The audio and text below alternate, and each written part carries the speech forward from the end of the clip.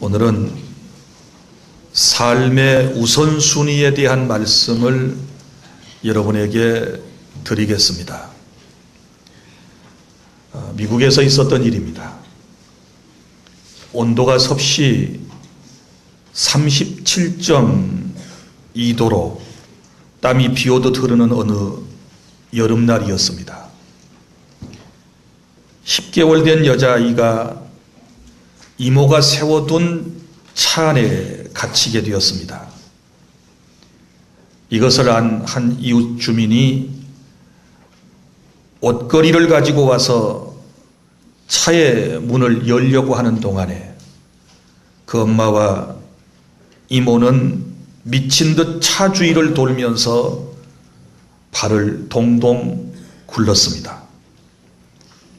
시간이 갈수록 차 안에 갇혔던 아이는 입에 거품을 물고 다 죽어가고 있었습니다. 그때에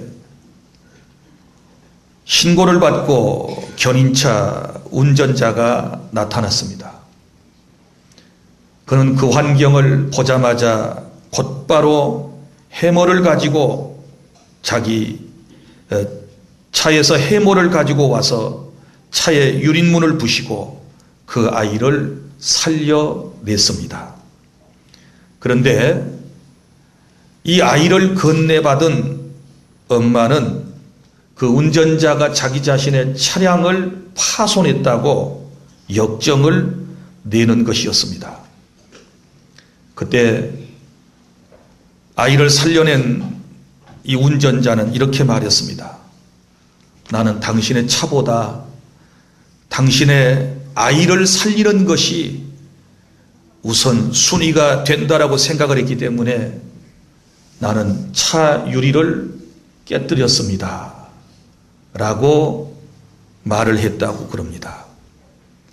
사랑하는 여러분, 차 안에 갇힌 아이가 다 죽어가는데 차량이 중요하겠습니까? 아니면 그 어린 생명이 더 중요하겠습니까? 우리는 모두가 다 아이의 영혼이 중요하다라고 말하면서도 항상 이 우선순위가 뒤죽박죽 된 채 우리는 세상을 살아가고 있습니다. 요즘 사람들이 정말 중요한 것보다는 덜 중요한 것에 매여 살아가고 있는 안타까운 모습을 볼 수 있지 않습니까? 사랑하는 성도 여러분, 우리가 세상에 살아갈 때에 상식적으로 지켜야 할 우선순위들이 있습니다. 여러분이 잘 아시는 대로 우리나라에는 도로교통법이라고 하는 것이 있습니다. 차량이 운행될 때 이 도로교통법에 따라서 차량이 운행되어야 되는데 교통법 제20조 진로 양보의 의무를 보면 이런 얘기가 나옵니다. 좁은 도로에서 긴급 자동차 외에 자동차가 서로 마주보고 진행할 때 우선순위에 대하여 써놨는데 요약을 하면 이렇습니다. 비탈진 좁은 도로에서는 내려오는 차가 우선순위여서 올라가는 자동차가 양보를 해야 하는 것이고, 또 평지 좁은 도로에서는 물건을 실었거나 동승자 그러니까 또 다른 사람이 찬 그 차량이 우선순위이고, 물건을 싣지 않았거나 동승자가 없는 차량이 양보하도록 정했습니다. 이게 이제 차량 양보의 의무라고 하는 것입니다. 또 차량 우선순위도 보면 항상 도로에서 운행하는 차량 가운데 가장 우선순위가 되는 차량은 긴급 차량이라고 그러죠. 그 긴급 차량이 무엇입니까? 경찰차, 그리고 소방차, 구급차 등을 우리가 긴급 차량이라고 그러는데, 이런 차량이 뒤쪽에서 혹은 앞쪽에서 이제 사이렌 소리를 울리며 나타나게 되면 모든 차량들은 다 한쪽으로 비껴 주어서 통행에 차량이 운행하는 데 있어서 불편함이 없도록 해줘야 하는 것이지요. 왜 그럴까요? 지금 너무 긴급한 상황이 벌어졌을 때 이 긴급 차량들이 사이렌서를 울리면서 이제 지금 지나가고 있기 때문에 그런 것 아니겠습니까? 그런데 요즘 이런 우선순위조차도 제대로 지키지 않는 사람들이 얼마나 많이 있는지 몰라요. 소방차가 지나가는데도 잘 비켜주지 않고, 경찰차가 지나가는데도 잘 비켜주지 않고, 심지어 병원 응급차량이 지나가는데도 머뭇거리고 비켜주지 않는 이런 모습들을 보면 너무 안타깝습니다. 여러분, 이런 우선순위를 정해둔 목적이 어디 있을까요? 바로 그것은 위급시에 더 많은 사람을 살려내고 더 많은 사람들을 구해내기 위한 목적이 있는 것이고, 우리가 이런 우선순위를 잘 지키게 되었을 때 인생은 더 편해지고 행복해질 수 있다는 사실을 여러분 기억하시기를 바랍니다. 비행기에서도 마찬가지죠. 비행기에서도 비행기 안에서 비상사태가 발생하면 여러분 어떤 요령을 취해야 할까요? 항상 산소 마스크가 비행기 위에서 떨어지게 되면 축착착 떨어져요. 비행기 이제 긴급 사태 때에. 그러면 엄마와 아이가 비록 함께 앉아 있을지라도 항상 건강한 엄마가 먼저 마스크를 착용하고 그 다음에 아이에게 마스크를 씌우는 이런 구급 활동을 응급 활동을 하도록 그렇게 안내 방송하는 것을 여러분들이 들으셨을 것입니다. 우리가 생각할 때는 이게 무슨 소리야? 비행기에서 사고 나면 아이한테, 엄마는 안 쓰더라도 아이한테 먼저 씌워줘야지. 그건 우리 생각이고, 여러분 그거보다는 우선순위는 엄마가 먼저 건강하고 엄마가 먼저 살아야 아이도 구원할 수 있고 더 많은 사람들에게 구조활동을 벌일 수 있기 때문에 비행기에서는 그렇게 정한 것입니다. 저는 이 얘기를 들을 때마다 어떤 생각이 드는, 목사로서 이런 생각이 들어요. 그래, 내가 살아야 다른 사람을 구하지. 내가 먼저 내 영이 살아야 다른 사람을 구하지. 내가 죽어버리면 어떻게 구할 수 있나. 그래서 항상 저는 설교자로서도 제 영혼이 먼저 우선순위예요. 내 영이 건강해야 되고 내 심령이 상하지 않아야 되고 내가 정말 하나님 보실 때에 건강한 신학과 건강한 믿음과 건강한 마음을 가지고 있을 때에 제가 또 다른 사람을 살려낼 수 있다. 이렇게 저는 믿는 사람입니다. 어디 그뿐이겠습니까? 배에서도 사고가 나면 소위 해양 인명 구조 우선순위에 따라서 사람을 구출하게 되는데, 배에서 사고가 나면 어떡합니까? 먼저 항상 임신한 부인을 첫 번째로 구해야 돼요. 임신한 부인. 임신 안 한 사람 말고. 그리고 아이를 두 번째 구해요. 그 다음에 여자. 그 다음에 노약자 순으로 사람을 구하도록 되어 있습니다. 지난번에 우리 세월호 사고가 났을 때에 한번 보십시오. 이런 것들이 무시된 상황 아니었습니까? 안타깝지만 다 그런 건 아니지만 선장과 몇 명의 선원들이 승객들의 안전은 뒤로 한 채 자기들이 먼저 살겠다고 빠져나오는 이런 장면은 참 안타까운 장면이었습니다. 그러나 우리가 타이타닉이라고 하는 그 영화를 보면 거기 보세요. 배가 그 침몰하는 상황에서 참 너무너무 멋진 장면들이 많이 연출이 돼요. 그 사람을 구조하는 순서를 보십시오. 먼저 임신부, 그 다음에 여성, 아이, 노약자 이렇게 쭉 전부 먼저 구명동의를 입히고 그 다음에 구명보트에 옮겨 타게 하고 건강한 사람들은 전부 그런 일을 돕지 않습니까? 이게 옳은 거예요. 그러니까 그 대형 사고에서도 그나마 많은 인명들을 구출할 수가 있었던 것이지요. 사랑하는 주 안의 성도 여러분, 우리의 삶에 이런 우선순위가 있게 되었을 때, 다시 말합니다마는 위급한 상황에서 더 많은 사람을 살려낼 수 있고 인생들은 더 편해질 수 있고 더 행복해질 수 있다는 사실을 꼭 기억하고 여러분들이 어떤 형편에서든지 이 우선순위를 바로 정할 줄 아는 지혜로운 저와 여러분이 될 수 있기를 바랍니다.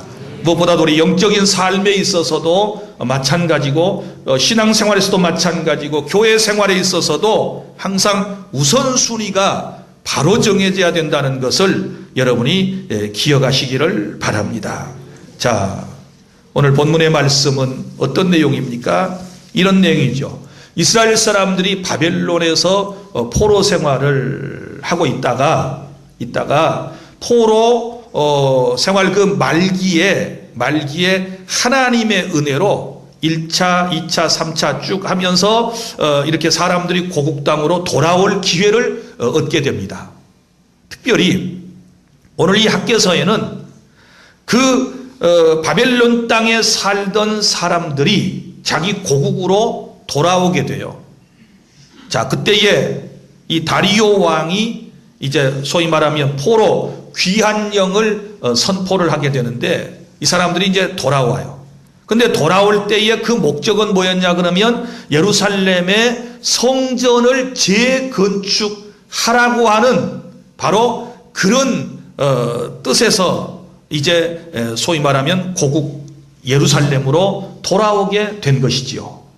자, 그때에 유다의 총독은 수룹바벨이었고 이 수룹바벨 총독의 지휘에 따라서 고국으로 돌아온 사람들은 뭘 해야 됩니까? 성전을 재건축해야 하는 것입니다. 그런데 안타깝게도 그런 목적을 가지고 돌아왔던 이 사람들이 주변의 이방 사람들의 반대와 그리고 또한 이스라엘 백성들 자신들의 잘못된 우선순위로 말미암아 고국 땅에 돌아와서 무려 18년이라고 하는 횟수가 지났는데도 불구하고 그들이 하나님의 성전을 재건축하지를 않았습니다. 이런 상황에서 하나님께서 학개라고 하는 선지자들을 그들에게 보내셔서 그들이 잘못된 우선순위를 가지고 하나님의 일은 뒷전으로 하고 자기들의 사업과 자기들의 가정일에만 심혈을 기울인 것에 대하여 책망하시는 말씀이 오늘 학개서 1장과 2장에 기록된 말씀이라고 보시면 돼요.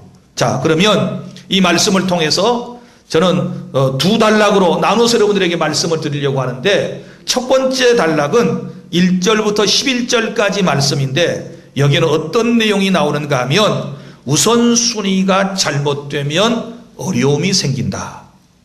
우선순위가 잘못되면 반드시 고난이, 역경이, 어려움이 찾아온다 라고 하는 말씀입니다. 자, 여기 보면 예루살렘에 돌아온 이스라엘 사람들이 지금 해야 할 일이 뭐였습니까? 성전을 재건축하는 것이죠. 그런데 이 사람들이 하는 얘기를 들어보세요. 2절 만군의 여호와가 이같이 말하여 이르노라 이 백성이 말하기를 여호와의 전을 건축할 시기가 이르지 아니하였다 하느니라. 성전을 지금 건축할 시기가 이르지 아니하였다 이렇게 말하면서 이 사람들이 성전 건축을 방임하고 있었다라고 하는 것입니다. 그런데 그러면 정말 이 사람들이 말하는 대로 아무것도 하지 않고 아직 건축할 시기가 안 됐으니까 아무것도 하지 말자 하고 모두 다 손 놓고 있었던 상태인가? 그렇지 않습니다.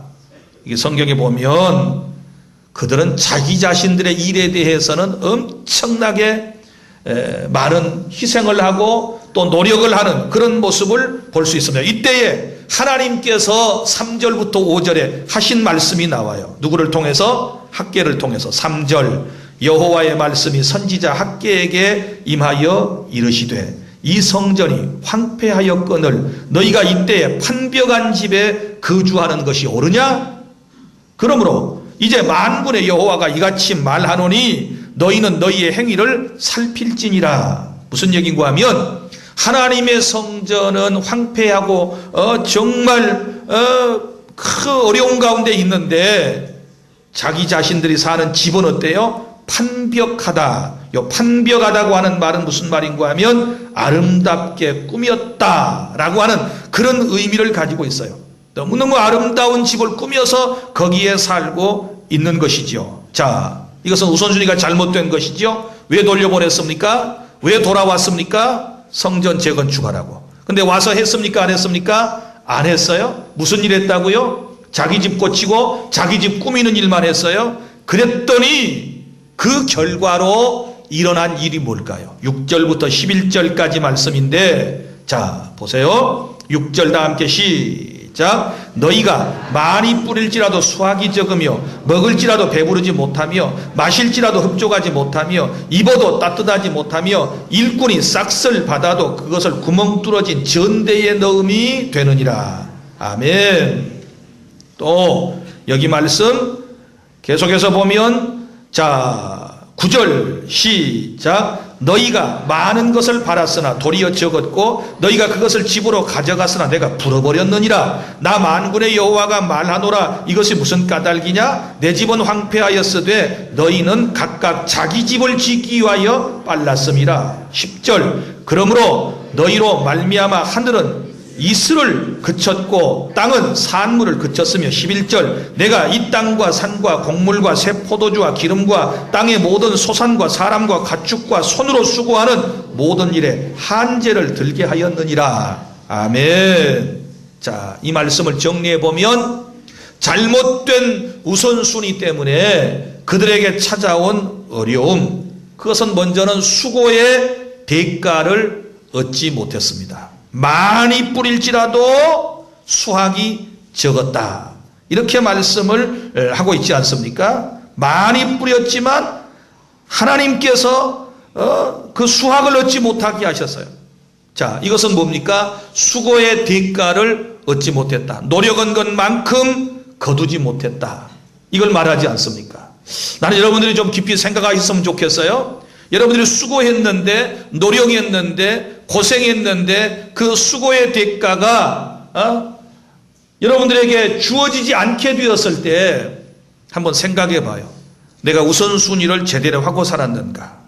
자, 그 다음에 또 보십시오. 우선순위가 잘못되었을 때 어떤 일이 있었는가? 만족감이 없었지요. 6절. 먹을지라도 배부르지 못하며 또 마실지라도 흡족하지 못하고 입어도 따뜻하지 못하며, 이런 말씀이 나오지 않습니까? 자, 보십시오. 먹으면 배가 불러야지요. 마시면 흡족해야 되지요. 입으면 따뜻해야 되지요. 그런데 만족감이 없었습니다. 다른 말로 표현하면 환경도 좋고 먹거리도 좋은데 전혀 행복을 누리지 못하는 이런 상태를 말씀을 하고 있지 않습니까? 여러분, 또 그뿐만 아니라 한제로 말미암아 경제적인 궁핍이 찾아왔다라고 말씀을 하고 있습니다. 10절 11절. 자, 너희로 말미암아 하늘은 이슬을 그쳤고 땅은 뭐예요? 산물을 그쳤고 내가 이 땅과 산과 곡물과 새 포도주와 기름과 땅의 모든 소산과 사람과 가축과 손으로 수고하는 모든 일에 한제를 들게 하였느니라. 경제적인 궁핍이 찾아왔습니다. 사랑하는 여러분, 오늘 우리는 이 말씀을 들으면서 내가 지금까지 세상을 살아오면서 내가 신앙생활을 하면서 우리의 우선순위는 바로 되었는가? 한번 자기 자신을 성찰하는 시간을 갖기를 바랍니다. 우리는 어때요? 항상 하나님의 일에 대하여 우선순위를 갖지 못하고 하나님의 나라의 번영에 대하여 우선순위를 갖지 못하고 늘 시간이 없다. 지금은 시기가 아니다.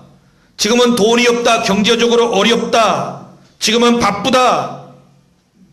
이렇게 얘기를 하면서 주님의 일을 멀리했거든요.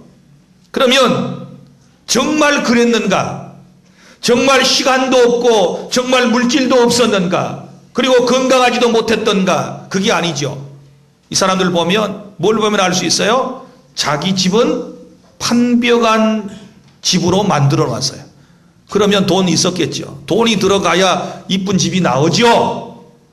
또 여기 보면 9절 하반절에 내 집은 황폐하였으되 너희는 각각 자기 집을 짓기 위하여 빨랐다. 그러니까 게을러서 놀고 쉬고 있었던 게 아니죠. 열심히 일을 했습니다. 시간도 있었습니다. 그런데 문제는 자기 자신의 번영에만 우선순위를 두었었다. 그래서 하나님께서 그들에게 어려운 일을 겪게 하시고 그 일을 통하여 깨닫도록 하나님께서 역사하셨다는 사실을 여러분 기억하시기를 바랍니다. 우선순위가 잘못되면 누구에게나 이런 어려움이 찾아올 수 있어요. 누구에게나 이런 어려움이 경험되어질 수 있어요. 깨달을 수 있기를 바랍니다. 자, 둘째로, 그러면 우선순위가 바로 되면 어떻게 될까요? 우선순위가 바로 될 때에는 하나님께서 함께 해주심을 믿으시기를 바랍니다. 이게 12절부터 15절까지의 말씀입니다. 자, 이스라엘 공동체가 우선순위를 바로 하지 않고 하나님이 말씀하신 성전 재건축하는 것에는 뒷전으로 하고 자기들의 집만 꾸미고 자기 자신만을 위하여 열심을 내고 있을 때 하나님께서는 누구를 보냅니까? 학개라고 하는 선지자를 보내시지 않습니까? 그래서 학개 선지자가 잘못된 우선순위에 대하여 그들에게 책망을 하지 않으셨습니까? 그런데 다행히도 감사하게도 이스라엘 공동체와 그리고 그들을 이끄는 지도자들은 하나님의 말씀 앞에 감동을 받게 됩니다. 이것이 은혜예요. 말씀이 선포될 때 감동받아야 사람은 움직이게 될 줄로 믿으시기를 바랍니다. 자, 12, 13절 다 함께 시작. 스알디엘의 아들 수룹바벨과 여호사닥의 아들 대제사장 여호수아와 남은 모든 백성이 그들의 하나님 여호와의 목소리와 선지자 학개의 말을 들었으니 이는 그들의 하나님 여호와께서 그를 보내셨음이라. 백성이 다 여호와를 경외하며 그때에 여호와의 사자 학개가 여호와의 위임을 받아 백성에게 말하여 이르되 여호와가 말하노니 내가 너희와 함께 하노라 하니라. 아멘. 14절 보세요. 이 말씀을 받는 이스라엘 공동체와 지도자들에게 어떤 역사가 일어나는지 14절 15절 시작. 여호와께서 스알디엘의 아들 유다 총독 수룹바벨의 마음과 여호사닥의 아들 대제사장 여호수아의 마음과 남은 모든 백성의 마음을 감동시키심에 그들이 와서 만군의 여호와 그들의 하나님의 전 공사를 하였으니 그때는 다리오 왕 제2년 6째 달 24일이었더라. 아멘. 할렐루야. 자, 하나님께서 보내신 선지자의 메시지를 들을 때에, 설교를 들을 때에 하나님께서 그들을 감동시키셨어요. 감동시키셨습니다. 하나님의 말씀에 감동받는 사람이 우선순위를 바로 하게 돼요. 그래서 이 사람들이 깨달은 겁니다. 아하, 우리 나라와 민족과 개인이 이런 경제적인 어려움을 당하고 마음에 이런 고통을 받는 것은, 이런 핍절한 생활을 하는 것은 우리가 우선순위를 제대로 하지 않았기 때문이구나. 그리고 이 사람들이 회개하고 순종하면서 하나님의 말씀대로 다시 돌아오게 돼요. 그럴 때에 하나님의 은혜 가운데서 하나님의 전 공사를 다시 시작하고 이제는 그 은혜로 성전 재건축 사업을 완공하게 된 줄로 믿으시기를 바랍니다. 그래서 이 성전을 수룹바벨 성전이라고 부른답니다. 사랑하는 주 안의 성도 여러분, 여기 13절 하반절에 있는 말씀을 기억하십시오. 여호와가 말하노니 내가 너희와 함께 하노라. 우선순위를 바로 정하고 내가 원하는 대로 살아가면 내가 너희들과 함께 하시겠다라고 주님께서 약속해 주셨음을 믿으시기를 바랍니다. 이제 이 말씀을 우리의 삶 속에 적용해 보실까요? 자, 이제부터 우리는 정말 하나님께서 기뻐하시는 내 삶의 올바른 우선순위를 정해야 되는데, 먼저는 항상 하나님의 나라, 주님의 교회를 위하여 여러분들이 헌신하고 수고하시기를 바랍니다. 하나님 나라 번영을 위하여, 하나님 나라 확장을 위하여 건강한 교회를 세워나가는 일에 우선순위를 두고 이 일에 저와 여러분이 앞서야 될 줄로 믿으시기를 바랍니다. 그리고 또 하나는 예배에 우선순위를 두셔야 합니다. 예배보다 소중한 것 없습니다. 하나님께서 우리를 구원하신 목적이 뭐라고 말씀했습니까? 우리를 통하여 예배를 받으시기 위함이라고 말씀을 했습니다. 구원받은 성도가 맨 먼저 해야 할 것은 예배입니다. 예배에 대하여 집중해야 되고, 예배할 때 영과 진리로 하나님 앞에 온전한 예배를 드릴 때에 하나님께서 기뻐하신다는 사실을 기억하시기를 바랍니다. 이스라엘 백성이 애굽 땅에서 430년 동안 노예 생활을 하다가 하나님의 은혜로 그들이 해방을 받습니다. 그 과정 속에서 이런 일이 있었던 거 기억하십니까? 하나님께 부름을 받은 모세가 하나님의 말씀을 대언하기 위해서 애굽의 바로에게 갔습니다. 그리고 말했습니다. 하나님께서 나를 보내셨는데 이스라엘 백성을 해방시켜 다오. 우리 백성을 여기서 내보내 다오. 이렇게 얘기를 합니다. 그러니까 애굽의 바로가 뭐라고 얘기합니까? 이렇게 얘기하죠. 아니, 이 땅이 얼마나 좋은 땅이고, 그리고 너희 민족이 살고 있는 땅은 고센 땅인데, 얼마나 비옥한 땅인데 이 땅을 벗어나려고 그러느냐? 그때 하나님께서 모세를 통하여 주신 말씀이 있습니다.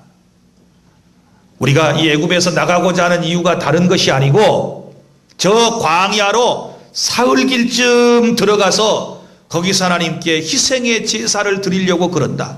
희생의 제사가 뭐예요? 예배예요, 예배. 그래서 하나님께 마음껏 예배하고 하나님을 마음껏 섬기기 위해서 하나님께서 출애굽의 역사를 허락해 주셨다라고 하는 사실을 믿으시기를 바랍니다. 이것이 바로 구원받은 성도에게 주어진 아주 중요한 목적 가운데 하나예요. 왜 우리를 죄에서 구원해 주셨습니까? 저 애굽과 같은 세상에서 우리를 구원해 주신 이유가 어디 있습니까? 바로 예배를 받으시기 위함이라고 하는 사실을 믿으시기를 바랍니다. 그래서 우리는 예배에 목숨을 걸어야 돼요. 제가 지난 시간에도 예배에 대한 말씀을 드렸지요. 횟수가 중요한 거 아니다. 물질을 많이 드리는 것 중요한 거 아니다. 지난번에도 말씀이 뭐였습니까? 그렇게 많은 재물 드리는 거, 그거 너희들이 안 드렸다고 내가 너희들한테 야단치는 거 아니다. 중요한 것은 너희들이 나한테 온 마음과 온 정성을 다하여 제사하지 않았기 때문에 내가 마음이 불쾌하다. 그렇게 말씀하신 것 아니겠습니까?